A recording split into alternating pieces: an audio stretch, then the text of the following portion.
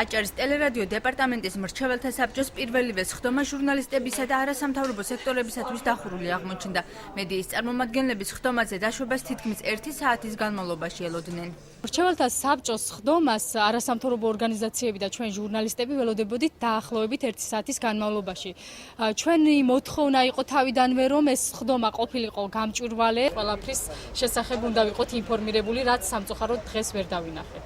სამეურვეო საბჭოს წევრებმა იურისტების ჩარევის შემდეგ სხდომაზე მხოლოდ არასამთავრობო სექტორის წარმომადგენლები დაუშვეს. საბჭოს წევრებმა მოგვიანებით მედიის წინაშე განცხადება გააკეთეს. სხდომის დახურვის მიზეზად კი საბჭოში აზრთა სხვადასხვაობა დაასახელეს. მოქმედი 3 წევრი ვღებულობთ გადაწყვეტილებას მრჩეველთა საბჭოს პირველი სხდომის გადადების შესახებ იმ მიზნით, რომ ის მოწვეულ იქნეს მას შემდეგ, როდესაც არჩეული იქნება მრჩეველთა საბჭოს დანარჩენი 2 წევრი. ღია ყოფილიყო თუ დახურული სხდომა, ამაზე ჩვენ ვიკამათეთ, მაგრამ შედეგი არის, რომ დღესაც ჩვენ ვაცხადებთ, რომ ეს სხდომა, რომელიც იქნება მოწვეული ამერიდან, იქნება ღია და იქნება საჯარო. იურისტების შეფასებით დღეს მრჩეველთა საბჭოს სხდომა კანონდარღვევით ჩატარდა. სამწუხაროდ სხდომა ჩაატარეს დახურული. ის ფაქტი, რომ განცხადება გააცნეს თამსერ საზოგადოებას, ეს მოხდა სხდომის შემდეგ. ამ განცხადებას ნებისმიერ დაინტერესებული მხარე ნახავდა აჭარის ტელევიზიის ვებგვერდზე, ეს არ შეიძლება ჩაითვალოს ღია სხდომად.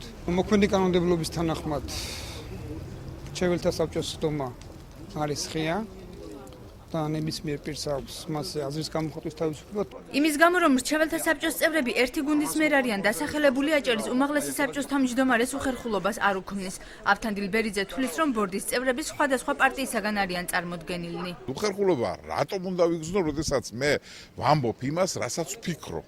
ეს ხომ მე არ მომიგონია ჩემი აზრი, რაც არის, რომელიც შეჯერებულია ჩემს მეგობრებთან. ჩვენ კანონს არ ვარღვევთ და ჩვენ ვისარგებლებთ იმითი, რომ გვინდა რომ აჭარის ტელევიზიის მრჩეველთა საბჭო იყოს მაღალპროფესიული. ფრაქცია ნაციონალური მოძრაობის წევრი უმრავლესობის ქმედებას კანონდარღვევად აფასებს და აცხადებს, რომ კენჭისყრაში უკვე მონაწილე, ანუ ქართული ოცნების ფრაქციებს კანდიდატის ხელმეორედ დასახელების უფლება არ აქვთ. არ არსებობს მექანიზმი იმისა, რომ ხელისუფლებამ სრულად დააკომპლექტოს, მიუხედავად იმისა, რომ სურვილი დიდი აქვს, რომ ტელევიზია იყოს სახელმწიფო და ამ შემთხვევაში უმაღლესმა საბჭომ ჩაიბაროს, ესე თქვა, ტელევიზია და მისი, ესე თქვა, ჯიბის ტელევიზია გახდეს, ბუნებრივია ამას არ დაუშვებს საზოგადოება, ამას არ დაუშვებს არც შესაბამისად ის ადამიანები, ვინც ამ პროცესში მონაწილეობენ. შეგახსენებთ, რომ აჭარის უმაღლესმა საბჭომ ბოლო სესიაზე უმცირესობის წევრების მიერ წარდგენილ კანდიდატურებს მხარი არ დაუჭირა. მომდევნო სხდომა კი 5 ნოემბერსაა ჩანიშნული.